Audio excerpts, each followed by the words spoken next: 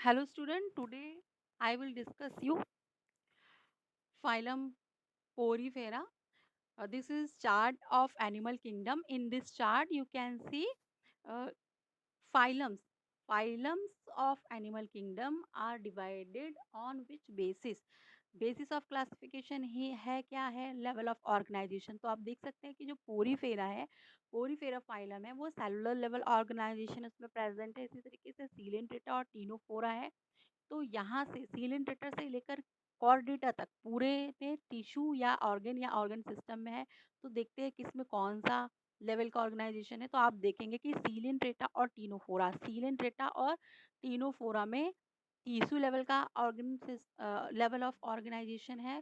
फिर आप देखोगे कि जो प्लेटी हेलमिन्स इनमें ऑर्गन लेवल का क्लासिफिकेशन, ऑर्गन लेवल का लेवल ऑफ ऑर्गेनाइजेशन है। एस्केलमेंस में ऑर्गन और एस्केलमेंस से ऑर्गन सिस्टम लेवल स्टार्ट हो जाता है।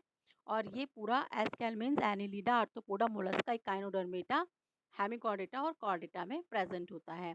फिर इसी तरीके से आप देखेंगे कि जिनमें लेवल ऑफ ऑर्गेनाइजेशन कॉम्प्लेक्स हो चुका है, यानी टिश्यू ऑर्गन या ऑर्गन सिस्टम है, तो उसमें बॉडी की सिमेट्री के बेसिस पर फिर टीनोफोरा और सिलेंट्रेटा को सेपरेट किया गया है। इसके पहले आप जो पोरीफेरा देख रहे हैं, तो एक्चुअली पोरीफेरा के मोस्ट ऑफ द मेंबर्स हैं वो असिमेट्रिक होते हैं। और यहाँ सीलेंट्रेटा और टीनोफोरा के जो मेंबर्स हैं उनमें रेडियल सिमेट्री देखने को मिलती है।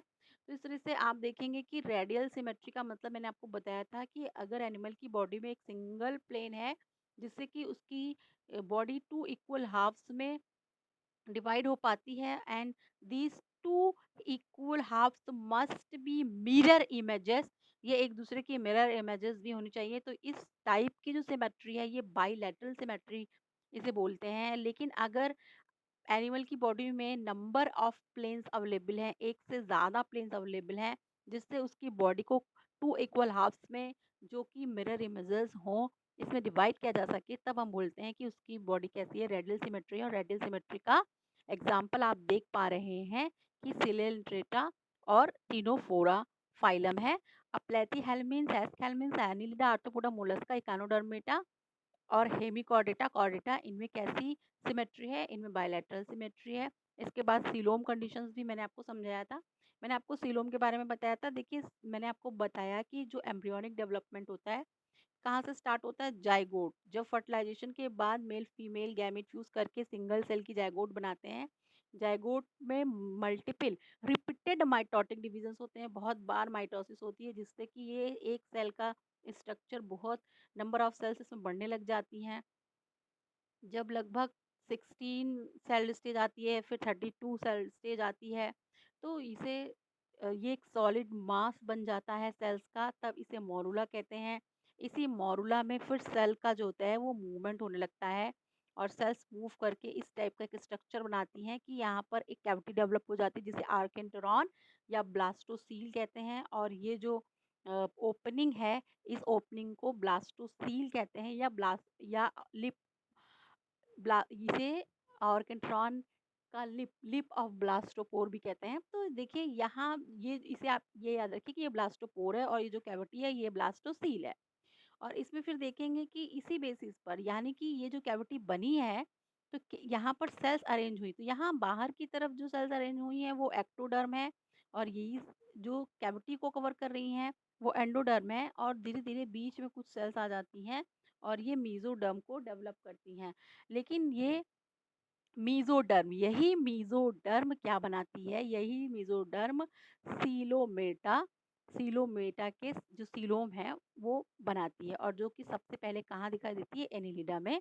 तो ये जो सीलोम है, इस सीलोम में आप देखेंगे कि एक एक्टोडर्म को प्रेजेंट करने वाला स्ट्रक्चर है, एक इंडोडर्म को प्रेजेंट करने वाला स्ट्रक्चर है, यानी बॉडी वॉल है और एनिमेल्ट्री कैनाल है। और बीच में मीजोडर्म से लाइम्ड एक कैविटी होती है। और मीजोडर्म से लाइंड इसी कैविटी को क्या कहा जाता है?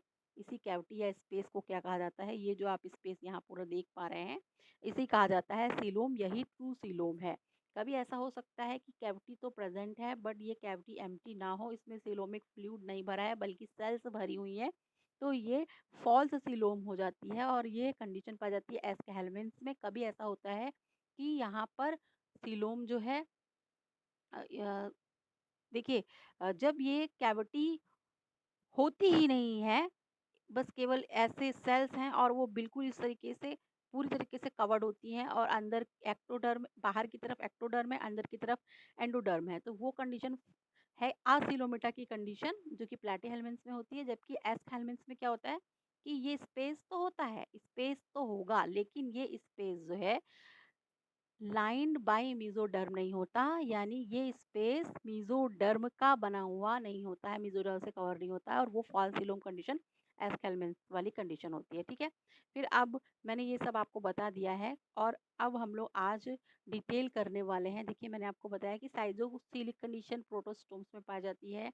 जहाँ पर आप देख पाएंगे कि जो सीलोम है वो सीलोम कैसे बन रही है, और यहाँ पर आप देख रहे हैं एंड्रोसिलिक कंडीशन है, यहाँ पर कैसे बनती है, यहाँ पिंच ऑफ से बनती है, यानी कि जो आप देख पाएंगे इस वाले डायग्राम में भी इसी बात को बताया गया है। तो साइटोसीलिंग में मेसोडर्म की स्प्लिटिंग से सीलोम बनती है, मेसोडर्म से टूट कर सीलोम बनती है, जबकि एंट्रोसिलिक कंडीशन में मेसोडर्म की फोल्डिंग से बनती है। तो ये सब हम लोग पढ़ चुके हैं। अब हमें आज एनिमल किंगडम का पहला किंगडम जो है डिटेल करके यहाँ से पढ़ना है, पोरीफेरा। तो पोरीफेरा के नाम से देखिए, पोरीफेरा का मतलब हुआ पोर बियरिंग, फेरा मतलब है बियरिंग, पोरी मतलब पोर्स है, जिनकी बॉडी में नंबर ऑफ पोर्स प्रेजेंट होते हैं। इनको कॉमनली स्पंजेस कहा जाता है, और ये मराइन होते हैं, असिमेट्रिकल होते हैं, बताया मैंने आपको स्टार्टिंग में। ये मल्टी सेलुलर हैं और इनमें सेलुलर लेवल ऑर्गेनाइजेशन है, ये बताया मैंने आपको स्टार्टिंग में। फिर वेरी वेरी इंपॉर्टेंट स्ट्रक्चर है कि इनमें एक वाटर ट्रांसपोर्ट सिस्टम या कैनल सिस्टम प्रेजेंट होता है, and many small opening called ostia. देखिए, जो पोर है, पोर बियरिंग जो है, ये क्यों है, क्योंकि बहुत सारी ओपनिंग्स होती हैं जिन्हें क्या कहते हैं, ऑस्टिया प्रेजेंट होती हैं, पोर प्रेजेंट होते हैं बॉडी वॉल पर, through which water enters leading into the central cavity. जो सेंट्रल कैविटी है इसका नाम होता है स्पॉन्जोसील। मैं आपको यहाँ पर एक रिप्रेजेंटेटिव डायग्राम बनाकर दिखाती हूँ कि यहाँ देख सकते हैं आप कि इस टाइप का इनका स्ट्रक्चर होता है, और इनकी यहाँ एक सबस्ट्रेटम पर बेस पर अटैच रहते हैं ये, और बॉडी जो है इसमें आप देखेंगे दो लेयर होती हैं, क्योंकि ये डिप्लोब्लास्टिक हैं तो कम से कम दो लेयर तो बॉडी वॉल में है। तो अंदर की जो लेयर है वो स्पेशल टाइप की सेल्स से बनी होती है, और बाहर की लेयर जो है वो भी स्पेशल टाइप की सेल्स से बनी होती है। लेकिन बीच में क्या प्रेजेंट होते हैं, ऑस्टिया पोर प्रेजेंट होते हैं, जिससे, और ये जो अंदर कैविटी प्रेजेंट है इसका नाम होता है स्पॉन्जोसील। इस कैविटी का नाम है स्पॉन्जोसील, और यहाँ से आउट पुट मतलब यहाँ से एग्जिट कर सकता है वाटर। यहाँ ऑस्टिया से बहुत सारे जो पोर्स है बॉडी में, ऑस्टिया जिसका नाम है, वहाँ से होके वाटर कहाँ आता है, स्पॉन्जोसील में आता है, और यहाँ से क्या हो सकता है, एग्जिट हो जाता है। और देख सकते हैं ये जो पोर्स हैं इन्हें ऑस्टिया कहते हैं, ये स्पेस जो स्पॉन्जोसील है और जहाँ से वाटर एग्जिट होता है इसे कहते हैं ऑस्कुलम। अभी इसे और मैं डिटेल में बताऊंगी, बेसिक प्लान यही है इसकी बॉडी का। Food enters the body along with water through Austria. फिर जो कोएनोसाइट्स सेल हैं या कॉलर सेल्स हैं, ये स्पॉन्जोसील को कवर करती हैं। बताया मैंने आपको कि स्पॉन्जोसील जो अंदर की कैविटी है इसे कहते हैं, और कैविटी को जस्ट कवर कौन कर रहा होता है, ये जो लेयर अंदर की तरफ है, ये जिन सेल्स से बनी होती है इनका नाम होता है कोइनोसाइट्स। कोइनोसाइट्स ये कॉलर शेप की सेल्स होती हैं, इनको कॉलर सेल्स भी कहते हैं, कॉलर लाइक स्ट्रक्चर होने के कारण इनका। और ये जो वाटर आता है, इस वाटर में डिज़ोल्व होकर ऑक्सीजन आती है, इसी ऑक्सीजन को एनिमल यूज़ करता है, यानी कि जो रेस्पायरेशन उसके लिए कोई स्पेसिफिक रेस्पायरेटरी सिस्टम प्रेजेंट नहीं होता है। Respiration occurs through simple diffusion process से वाटर में घुला हुआ ऑक्सीजन आता है, और फिर यहाँ पर वाटर जब बाहर निकलता है तो इस वाटर में डिजॉल्व कार्बन डाइऑक्साइड जो है वो बॉडी से रिमूव हो जाती है। इसी तरीके से वाटर में डिज़ोल्व जो फूड होते हैं, कुछ इंसेक्ट्स होते हैं, स्मॉल फूड पार्टिकल्स होते हैं, वो आते हैं, और यहाँ पर अमीबोसाइट सेल्स पाई जाती हैं जिनमें इस फूड का डाइजेशन होता है। फिर जो डेब्रीज होती हैं, एक्स्ट्रा मटेरियल होता है, वो यहाँ से वाटर में डिज़ोल्व होकर ही बाहर चला जाता है। तो इस तरह से आप देख सकते हैं कि पोरीफेरा फाइलम के फिजियोलॉजी में जैसे आपको फॉर एग्ज़ाम्पल मैंने बताया रेस्पिरेशन, फॉर एग्ज़ाम्पल मैंने आपको बताया डाइजेशन, इसमें जो इसका कैनाल सिस्टम है, वाटर कैनाल सिस्टम है, ये बहुत इम्पोर्टेंट रोल प्ले करता है। आगे से हम और डिटेल में देखेंगे। साथ ही साथ बहुत ही इम्पोर्टेंट है कि इसकी बॉडी में एक स्केलेटन होता है, एक स्केलेटन होता है, स्पिक्यूल्स या स्पॉन्जिन फाइबर्स का बना हुआ स्केलेटन होता है इनकी बॉडी में, जो बॉडी स्ट्रक्चर को सपोर्ट करता है। जैसे ह्यूमन में स्केलेटन होता है, बोन्स होती हैं, उसी तरह इनकी बॉडी पर भी स्पिक्यूल्स होते हैं और जो एक सेंट्रल फिलामेंट्स होता है, और सेंट्रल फिलामेंट की मदद से ये स्पिक्यूल्स जो होते हैं बॉडी पर अटैच रहते हैं। ये स्पिक्यूल्स जो हैं किस मटेरियल के बने हैं, सिलिका के बने हैं, कैल्शियम कार्बोनेट के बने हैं, इसी आधार पर पोरीफेरा किंगडम का क्लासिफिकेशन किया गया है। आपसे पूछा जाता है कि फाइलम पोरीफेरा का क्लासिफिकेशन किस बेसिस पर किया गया है, on which basis phylum Porifera is divided, तो आंसर होगा स्केलेटन की बेसिस पर। तो स्केलेटन में स्पिक्यूल्स या स्पॉन्जिन फाइबर्स पाए जाते हैं। ये किस मटेरियल के बने हैं, मटेरियल ऑफ स्पिक्यूल्स और स्पॉन्जिन फाइबर्स, इस बेसिस पर पोरीफेरा किंगडम को डिवाइड किया गया है। इसके जो मेंबर्स होते हैं हर्माफ्रोडाइट हैं। हर्माफ्रोडाइट मीन्स क्या है कि इनमें मेल और फीमेल अलग अलग नहीं होते हैं। स्पंज में male reproductive structure, female reproductive structure एक ही टाइप के ऑर्गेनिजम्स में पाया जाता है, तो हर्माफ्रोडाइट कंडीशन पाई जाती है। और इनमें रिप्रोडक्शन इंटरनल होता है, डेवलपमेंट इनडायरेक्ट होता है। देखिए ये बहुत इंपॉर्टेंट टर्म है, इनडायरेक्ट डेवलपमेंट और डायरेक्ट डेवलपमेंट का क्या मतलब है। इनडायरेक्ट वर्ड से जो आप समझ रहे हैं, यानी कि लार्वा है। देखिए सबसे पहले क्या बनता है, आप देख रहे हैं मेल और फीमेल गैमेट फ्यूज़ करेंगे, फ्यूज़ करके जाइगोट बनाते हैं।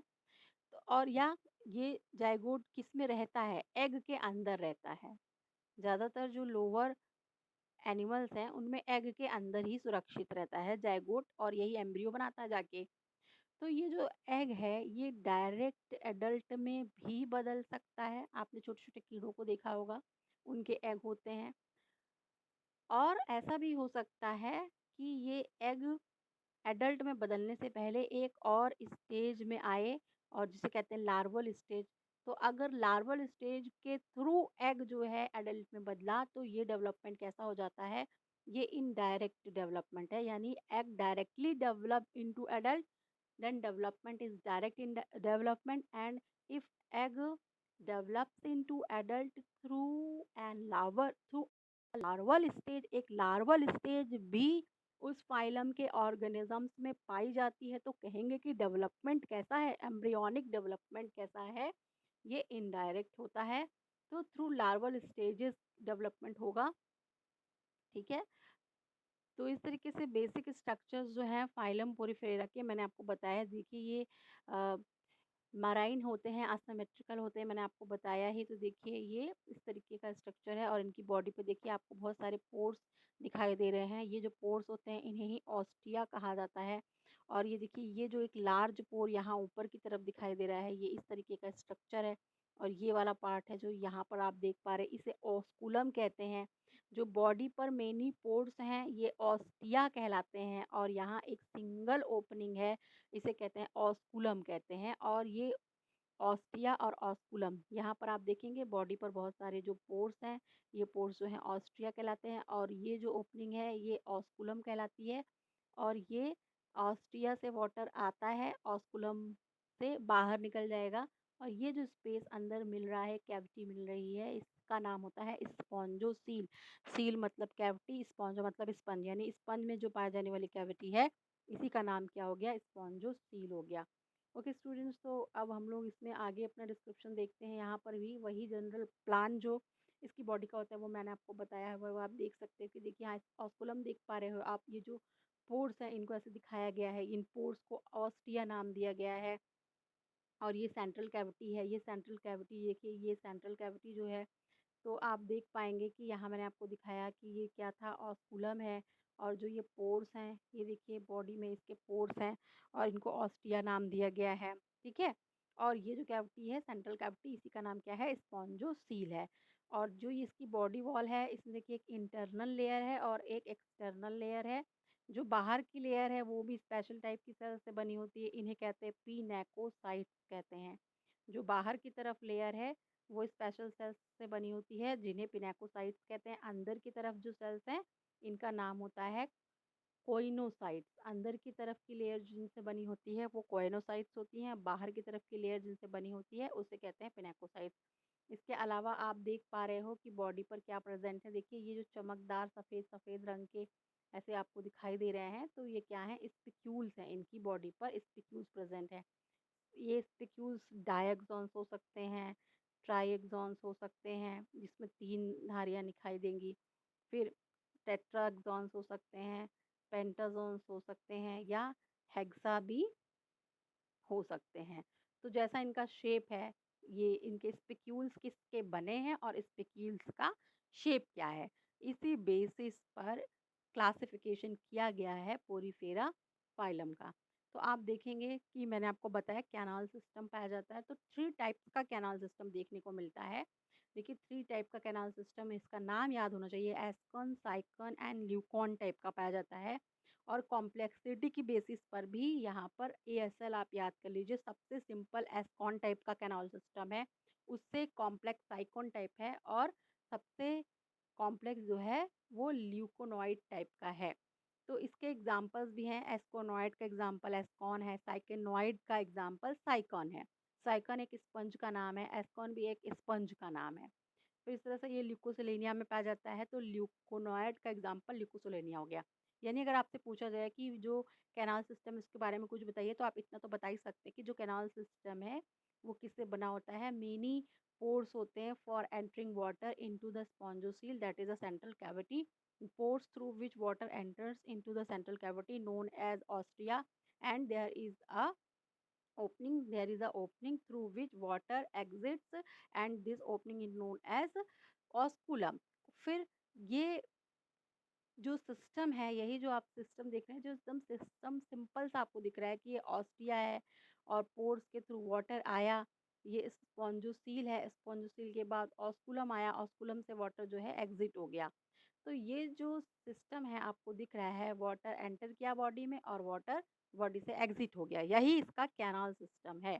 तो कभी जो ये आप स्टेप देख रहे हैं ऑस्टिया से स्पॉन्जोसील के बीच में या स्पॉन्जोसील से ऑस्कुलम के बीच में, यानी वाटर डायरेक्टली नहीं आ पाया ऑस्टिया से स्पॉन्जोसील में और डायरेक्टली नहीं जा पाया स्पॉन्जोसील से ऑस्कुलम से होकर के, बल्कि बीच में कुछ और स्ट्रक्चर्स भी आ गए।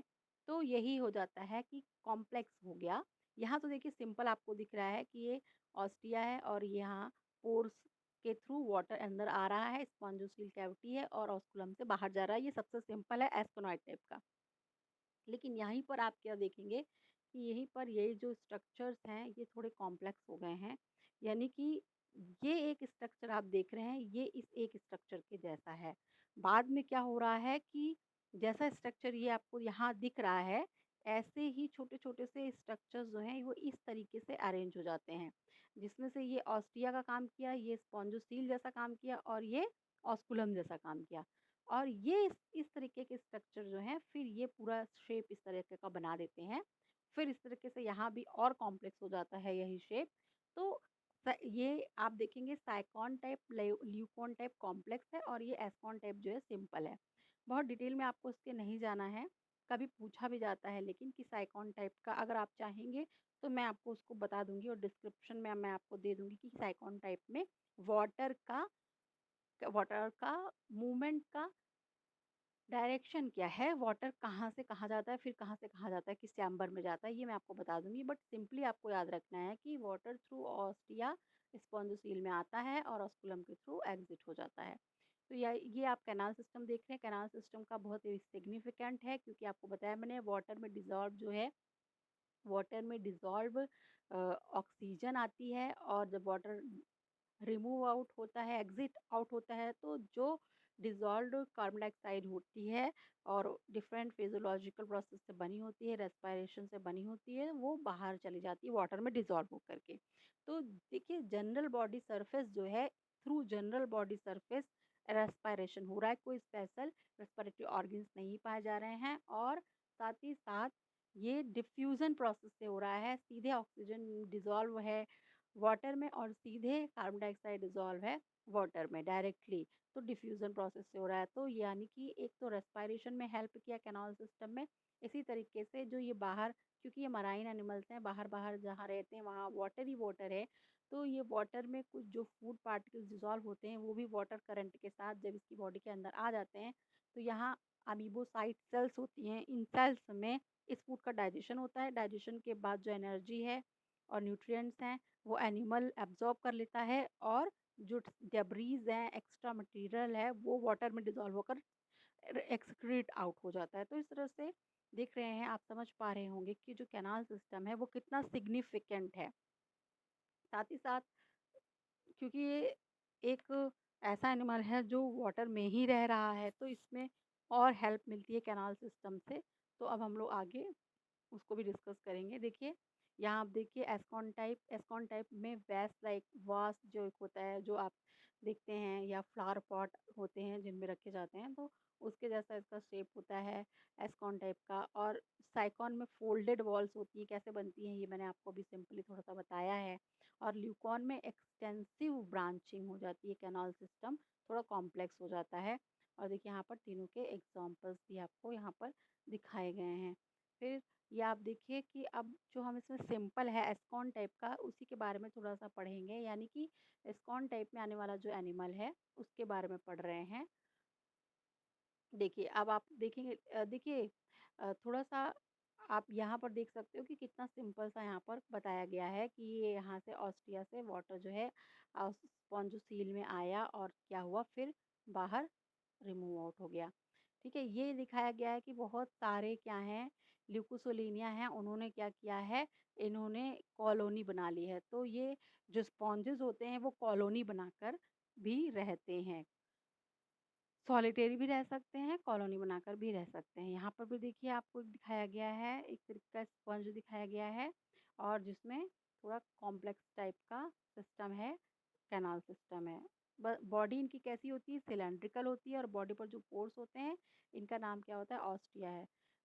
डायग्राम्स मैं आपको इसलिए दिखा रही हूँ कि थोड़ा बहुत आपको डायग्राम जो है वो पता होना चाहिए, ताकि आप उसे ऑर्गेनिज़्म को आइडेंटिफ़ाई कर सकें। अब देखिए यहाँ पर आपको इंटरनल स्ट्रक्चर दिखाई दे रहा है। अब देखिए ये इंटरनल स्ट्रक्चर में पहले ये जो है अलग से आपको क्विनोसाइट सेल दिखाई गई हैं और ये मैं आपको एक्सप्लेन कर देती हूँ। मैंने आपको पहले ही बताया कि अंदर की तरफ जो लेयर होती है, क्योंकि ये डिप्लोब्लास्टिक है, तो अंदर की तरफ जो लेयर है वो जिन सेल्स से बनी होती है, इनका नाम क्या है? कोइनोसाइट्स। और इन्हीं सेल्स को यहाँ पर अलग से दिखाया गया है। जैसे कॉलर होता है उस टाइप का शेप है इनका।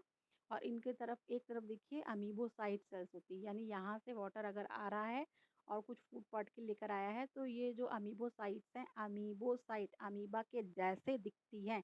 इनमें डाइजेस्टिव एंजाइम्स होते हैं और ये फूड पार्टिकल को डाइजेस्ट कर देती हैं।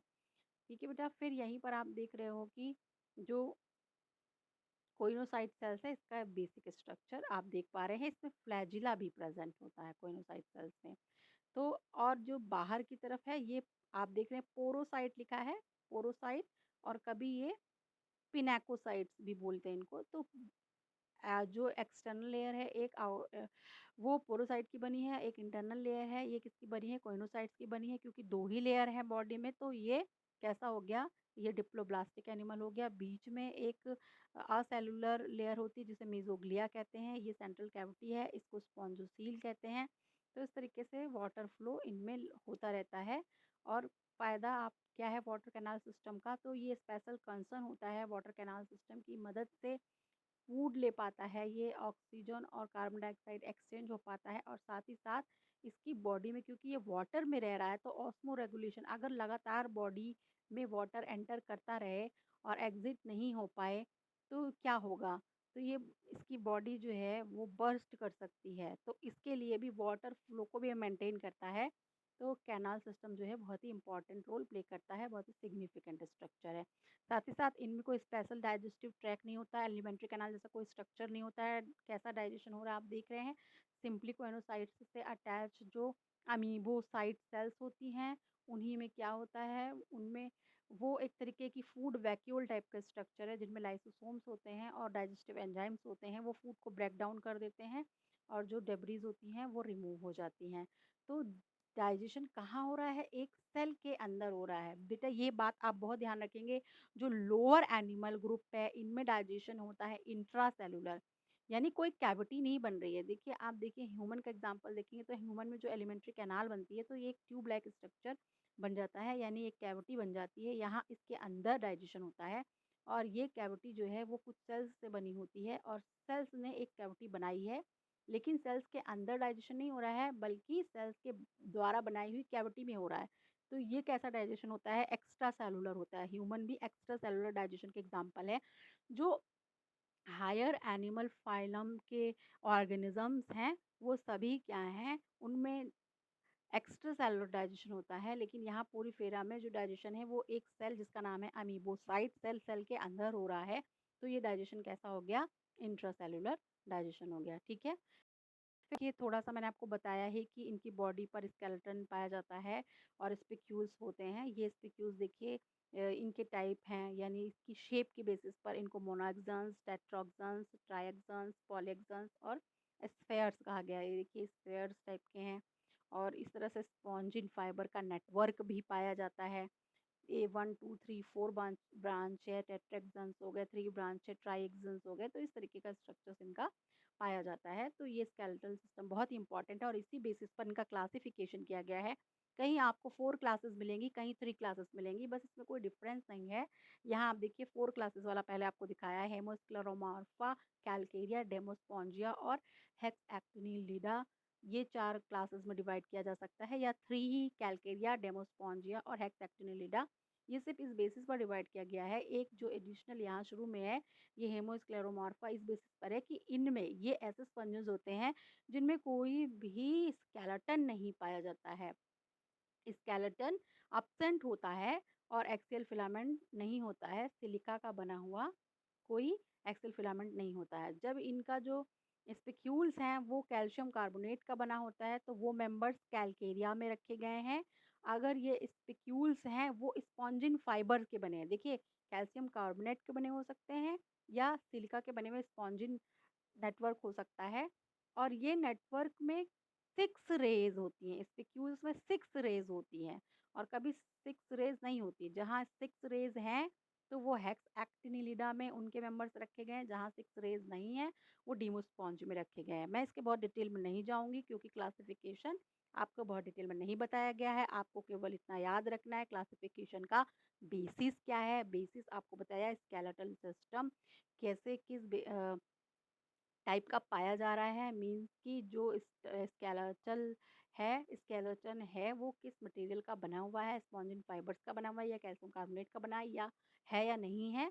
और अगर स्पॉन्जिन फाइबर्स का बना हुआ है तो कितने उसके स्ट्रक्चर में कितनी रेज हैं, यहाँ पर भी वही चीज़ें बताई गई हैं, आप इसे देख सकते हैं।